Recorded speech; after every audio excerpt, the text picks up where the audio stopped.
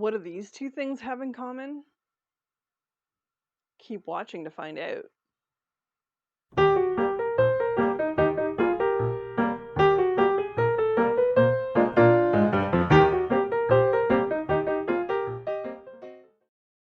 Well, hello there, and welcome to Killer Kitsch Lizzie, my weird little world where I like to knit and sew and do other crafty things, as well as talk about my obsession with the 1930s fashions. Well, using this source book. So recently I went to a local discount bookseller called BMV, and I got this amazing book. It's called The 1930s Fashion, the Definitive Source Book, and I gotta tell you, it's pretty definitive. It has so much goodness in here. I cannot even begin to explain to you. But I did mention in the intro another book, my Binder of Haslam. This isn't even all of the Haslam patterns I have, to be completely honest with you. This is only some of the ones that I printed off. I have bought a lot of PDFs of this, as well as I have two original books, which I've talked about in another video. I did a flip through in another video of these two books. These are from the 1940s, however. I mean, a lot of the patterns I actually have are from the 40s and 50s. However, I do have some from the 30s. So I am going to go through, let me sort of just back up a little bit. I'm going to go through this book and pick out a few garments in here that you could self-draft using something like Haslam, or, you know, if you have your own pattern block, use that to draft up one of these garments, right? You don't have to use Haslam. You don't have to use a reproduction pattern. You can draft these things yourself just using a sloper. So, and if you are looking to learn how to make a sloper, join both Tara Dayton and Bobo Bun's, both of their Patreons, Lisa at Bobo Bun. They both teach you how to make dress bodices. I think Lisa does a skirt bodice as well, and Tara for sure does a dress bodice, a skirt bodice, and a trousers bodice. I'm almost positive she does trousers too. And once you have created a sloper of any kind, you can use that to draft patterns by looking at a picture. And also the Haslam sloper on its own. Like, you don't have to use any of the patterns if you don't want to. If you have the sloper, which already fits your body for the bodice, you can go ahead and use that to create to your dream's content, as well as using the arm sloper. And there's even stuff in there to help you create a coat. So if you even just have that to start with, go nuts. But what I'm going to do is I'm actually going to then very shortly move to a overhead view, and I'm going to flip through to my favorite parts of the book, as things fall out of it, to my favorite parts of the book and point out patterns that can possibly be used to recreate these. Now, there are other things in here too, like hats and stuff. I don't have any patterns for hats or anything like that, but, and again, these are 1930s patterns. I will do my best to show you from the 1930s Haslam patterns that I have. However, if I come across a 1940s pattern, that will also work because, you know, as decades change, at the ends of the decades, like at the ends of the 30s, you're still going to see similar fashions creeping into the beginnings of the 40s. So some of those patterns will be useful as well. All right, so let's go to the overhead. Okay, so as promised, we're doing a bit of a look through of the 1930s fashion, the definitive source book. If you love the 1930s or are creating outfits from the 1930s or sewing your own outfits from the 1930s, I highly recommend you get this book. I'm not going to go through it 100% completely. Instead, what I'm doing is I have pulled out some of my Haslam patterns to sort of show you how Haslam can be used with the inspiration from this book. But you don't have to use Haslam. You can use any drafted home system. You can use reproduction patterns, vintage patterns, whatever you want. Mostly I'm just trying to show you that this book is a huge inspiration for creating garments or looks of the 1930s. And I am not going to create a super lengthy, crazy video. I have only picked some select photos to talk about. So, oops, wrong side. One of the things you will notice in the 1930s a lot is bows and frills and lace around the neck. Now, sometimes they were sewn on and sometimes they would be separates that you could button on or have snaps or clasps or hooks, hook and eye, to put on. And that was so that you could take a daytime frock and turn it into an evening frock without actually having to have two separate outfits. A lot of this was being sustainable also during the Great Depression, which was the first half of the 1930s, and then World War II later. Fabric was being rationed. It was expensive. Well, not expensive, but not attainable by everybody because they wouldn't have the money for it. And a lot of people were actually still sewing their own clothing at that point. So going to a department store to buy an inexpensive dress was not really an option for a lot of people. And one of the biggest things that was happening in fashion during, or creating your own fashions and garments during the 1930s was drafting your own patterns. The big fours were sort of starting at that point, but those patterns weren't as popular as drafting up your own pattern, either, by just using something like the Haslam system of dress cutting or one of the other drafted home systems, or simply by just creating your own pattern with your own body measurements, right? Or renovating clothing, taking a dress that's too big and sizing it down to recreate a whole new look. So, without further ado, let us go through some of the things Haslam patterns that I think would work with some of the illustrations in this book. So this one is, it has the nice frill here.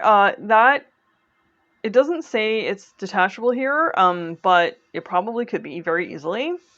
Now this dress is a short sleeve dress, has this beautiful scalloping. Oh, so beautiful. And these are long sleeve dresses, but this could easily become a long sleeve dress.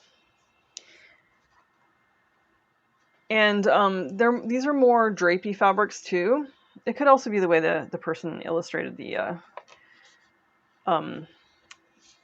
image. I'm just going to set that aside though, because I do believe there was another dress coming up. Cowls were very popular. Yeah, a lot of wool crepe. Very popular fabric back then. Another thing that was being done on the regular was to make a dress look like it was actually a dress and a jacket without it actually being two separate things. This was a brilliant way to save on fabric, absolutely genius. And so far everything I've shown you is from, oh no, the books 8 and 7 is what I'm using. The first image I just showed you is book 8, this is book 7. And they're both, I think, summer editions. Oh no, so book 8 is a spring and summer supplement, and book 7 is has coronation number on it, but it is also spring and summer. So yeah, this uses if you look on the back, you can see the collar, but the front looks like it's a separate whole other jacket, right? And you can see that in this illustration here as well.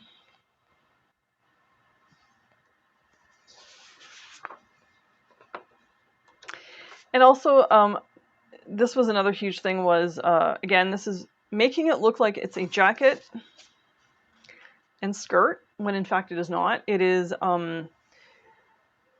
one whole dress, and they're calling this a tunic style dress. So again, it is a way to make it look like you're wearing a suit. Also, these sleeves are pretty phenomenal. And here's another example of trying to make it look like it's a double-breasted dress. I just did a motion on my chest for double-breasted, and of course you're not going to see that. Now, there were suits. They weren't just all faux suits. Suits were in many working women's wardrobes, even not non-work, like, you know, stay-at-home moms kind of thing. Well, housewives, I guess it would have been called back then. They would have at least one suit in their wardrobe, and sometimes it would be their going away suit from when they got married, and they would wear that suit whenever it was like actually required, and they would change it up by putting either a dicky, and a dicky is it's not a full top, it's actually just, it covers the inside of the suit when it's buttoned up. And yeah, this suit would be used for if they had to go for an interview, if they had to go to a anything that required a suit, and they would use that suit over and over and over again. And one of the things that the Haslam book is really good at is there are quite a few, through every single decade, there are quite a few suits in there. And here are some samples of, well, this is a jacket, but a long jacket, but here are a couple samples of suits. And then on the flip side of this is it's called a tennis coat, but it is a style of jacket similar to this with the big collar. Now, this one is a bit longer because it is meant to come to where your dress ends or your suit ends. This is shorter, so it is probably more of a summery coat to go over a shorter length dress.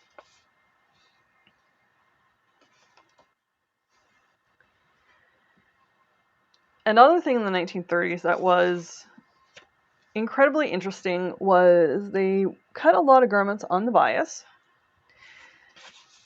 But it was more than that. It was the detailing. The zigzag at the waist, the yokes at the back of the dresses and shirts, blouses. You know, again, the zigzag at the lower waist.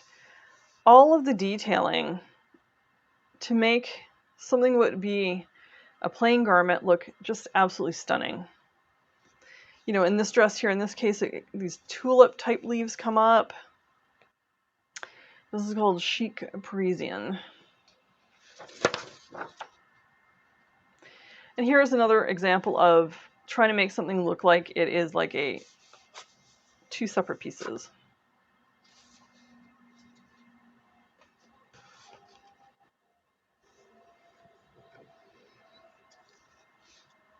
This is called an afternoon frock, you know, to go to a tea party.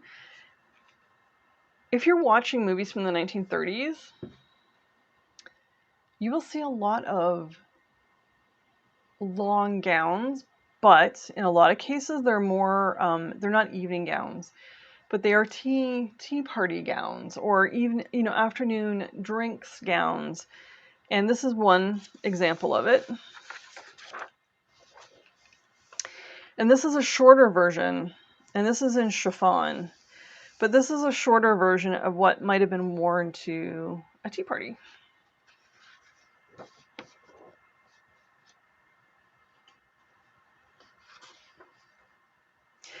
And if I can't find the original for the two books I'm using, they will not 100% be over on Etsy somewhere, and I will find an alternative link to these two books. I'll make sure that you get these books. So this is a summer dress in silk. And another popular thing in the 1930s was to accessorize with bows and belts, and occasionally faux belts. Like, this is not an actual separate belt. This is a faux belt, or to do some sort of stitching at the waist to look like you have a belt on as well, or, you know, contrasting fabric for the belts. But belts and bows were very, very popular in the 1930s. And again, Haslam has a lot of options for belts and bows and that style of dress. And so more bows. In the 1930s, women were wearing pants or trousers. In this case, this is a holiday and beach wear outfit with a blouse and separate trousers. And here is actress Helen Twelvetrees, who I recently saw in a movie not that long ago. I don't remember the name of the movie at the top of my head, but this is a yachting outfit. And she's got like a little anchor and a chain with her high heels to go yachting. But yeah, wide-legged trousers became very popular. And also, this is on my radar to make. These are like bell bottoms. I don't think I'd do the bell bottoms, but this is on my radar to make these specific trousers, and the blouse is super duper cute.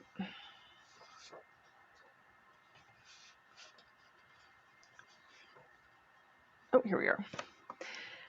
And just sort of another, now this is called a long coat, and these are not coats here, but I just wanted to show sort of like another comparison of detailing that was happening in the 1930s. This, I mean, it says long coat, but it's more like a dress, but because it has a zipper up the back. But again, the fine detailing, like here, there's like these two triangles at the hips with buttons, a bow. This is a whole ensemble here. So is this as well. Actually, all three of these are full ensembles with a coat and dress. And this, to me, looks like it would be a coat and dress type ensemble. And the other thing is, like, another way to sort of zhuzh up your outfit without having to put too much extra into it would be really cool, fun buttons. Like, some of these look like they're covered. These are really big buttons, statement buttons. I see a lot of that. And then, now this is, what was the title of this one again? This is a linen nautical dress with bolero. So another huge thing that was very versatile was boleros and skirts. And you could create a huge capsule wardrobe with one bolero, one skirt, a couple of different, maybe two different blouses, possibly a pair of pants or trousers, you know, a knit t-shirt, you know, and you can mix and match that for days, right? Throw on some accessories.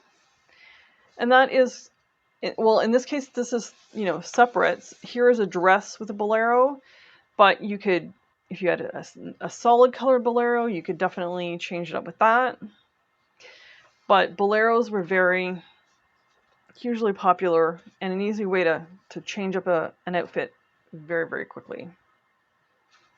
And speaking of blouses, now these are all underneath the suits, but the big puffy statement sleeves, the placket with a faux. It's a faux placket with button detailing there. You know, these have like big frilly necklines. Statement buttons again. Now this is a blouse and smock pattern. I didn't really see smocks in this book. I may have, I'm sure they're there. I just may not have come across it. Who knows? Now that I say that, I'm sure I'm going to come across it as I'm flipping through here. And then the pretty summer dresses. Again, with all kinds of nice, cool stitching and like a faux cable here. This looks like a music note with a coat to match it. Shiring around the neck here. Possibly pin tucks there or some sort of gathering at the front of that. Statement collars. I'm just gonna, I think I should have marked it. Sorry, there was a, no, I did not. Okay, so apologies, but there was another illustration in here with like a huge statement collar that I was going to show you, but I didn't mark it. I actually should have. And here's another example of, I think, yep, these are pin tucks. Or, well, they're called fine tucks here, but they're actually pin tucks. So that was, again, used as a way to zhuzh up a garment.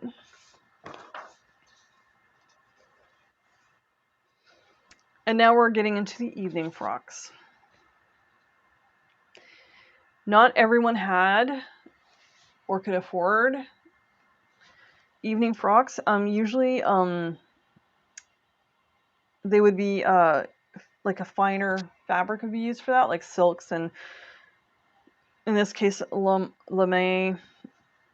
Jean Arthur is wearing, I love Jean Arthur. Actually, I love so many of the actresses from the 30s, but Jean Arthur is wearing a metallic lame lounge pajamas and matching stole.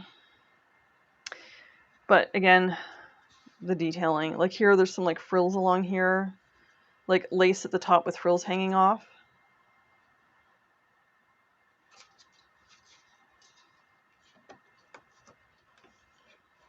And then we get into summer and beachwear. Again, with the big, lovely trousers. You know, you would call this beach pajamas as an example. Here we have, it is two pieces, believe it or not, buttoned up in the middle with a long coat, a beach coat. And then tennis shorts and blouse. Now, this, I believe this is a one-piece outfit, but you could also do that as separates.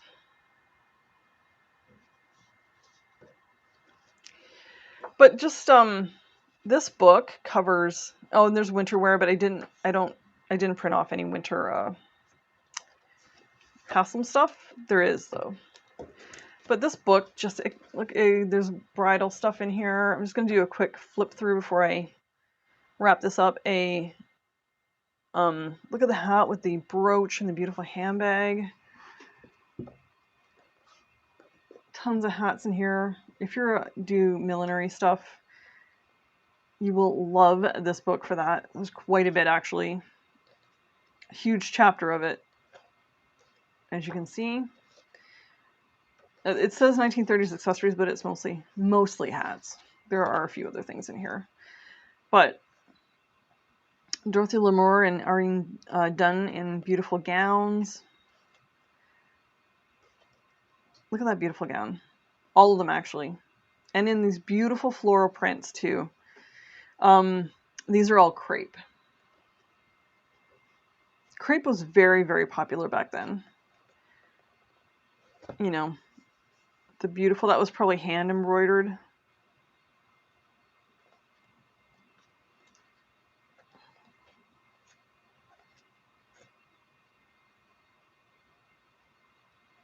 Again, with beautiful dresses, the coats.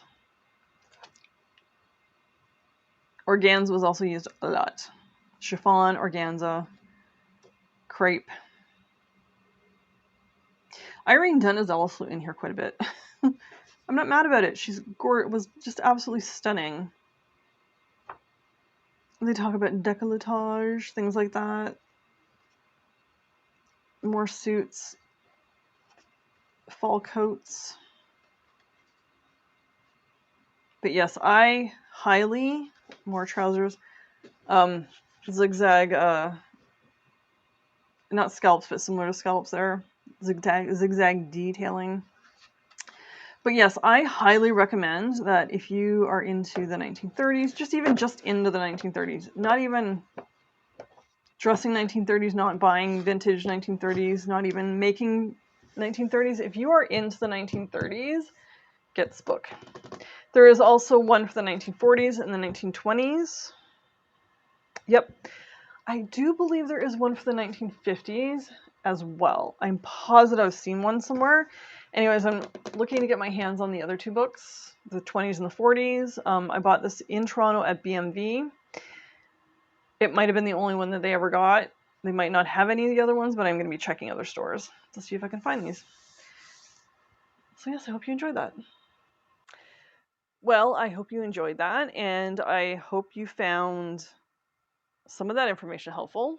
I know I've been inspired now to move, a little bit harder into the 30s again with creating my fashions, because for me personally, drafting it myself using either Haslam or, a sloper or some other drafted home system, I can customize those garments to fit this body.